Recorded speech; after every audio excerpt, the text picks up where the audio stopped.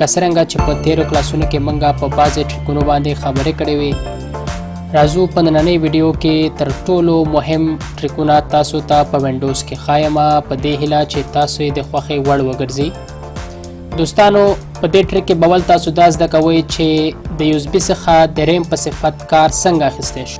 څومره چې ستاسو سره USB ګانې او تاسو غواړئ چې د هغې نه د ریم په صفت باندې کار واخلئ نو په دې ټریک کې به تاسو دا زده کوئ. په یاد ولرئ دوستانو چې دغه ټریک د هغې کسانو دپاره زیات استعمالیږي د کم کسانو د کمپیوټر میموري چې سلو یا صحیح کار نه کوي یا د هغو د کمپیوټرونو دا کم میموري چې دا سلوي.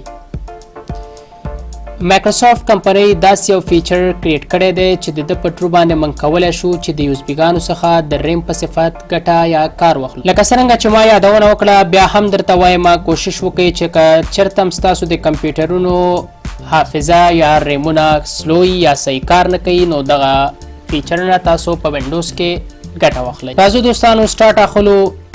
په یاد ولرئ که چېرته هم ستاسو د کمپیوټرونو میموري یا حافظه 8 GB یا د دې څخه زیاتې نو تاسو کوشش وکړئ چې ریډي بوست څه وکړئ یو 20 GB کریټ کړئ او د دې دپاره لازمي خبره دا ده چې تاسو سره باید 32 GB فلش موجود وي. که چېرته کمی کار کوي خو کوشش وکړئ که چېرته ستاسو د کمپیوټر میموري یا حافظه زیاتې نو د دې دپاره باید تاسو ریډي بوست چې کریټ کوئ باید USB هغه کم کیپیسټي یا ظرفیت چې دی هغه تر 32 GB پورې یا د ده نه زیات وي. دوستانو د دې فیچر د آن کولو دپاره تاسو باید لومړی USB کمپیوټر کې ورکئ. بیا به دوستانو تاسو داسې چل وکئ چې را به شئ دې ځای نه مای کمپیوټر باندې به ډبل کلیک وکئ. د نه به وروسته تاسو ګورئ په دې ځای کې دا USB راغلی ده. زه به په ده باندې رایټ کلیک وکړم او دې ځای کې کوم هغه فیچرز چې موږ وختي ویلې زه به راشم هغه به وګورم چې په کوم ځای کې دی نو تاسو به رایټ کلیک وکئ را به شئ پراپرټیز ته.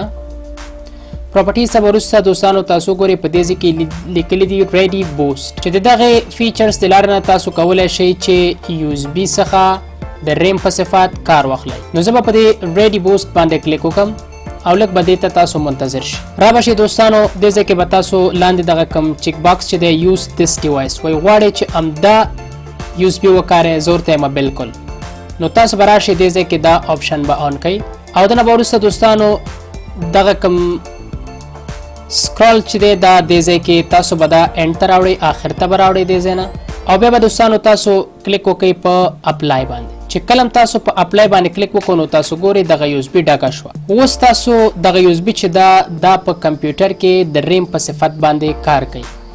د هغه کسانو د کمپیوټر میموري چې سلو وي نو کوشش دې وکړي چې د دغه ټریک نه دې ګټه واخلي تر څو هغوی وکولی شي چې د کمپیوټر میموري یا حافظه چې ده هغه دې هم زیاته شي او هغې کمپیوټر په چټکۍ یا تیزۍ سره کار وکړي.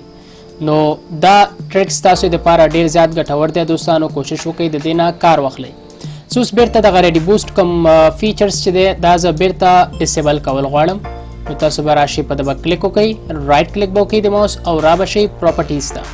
په پراپرټیز کې به دوستانو ریډي بوست باندې کلیک وکئ او دلته به ورته وایي چې ډو ناټ یوز دس ډیوایس یعنې زه نه غواړم چې دغه ډیوایس څخه کار یا استفاده وکړم نو زه غواړم چې دا بیرته څه وکړم ډسیبل یا غیر فعال کړم نو تاسو به دا ټیک مارک والئ او د نه پس اپلای کړئ دا به وکې کې نو ګورئ هغه ریډي بوست کوم آپشن چې و په ده کې چې راغلي و هغه ټول څه وشوه د منځه لاړ.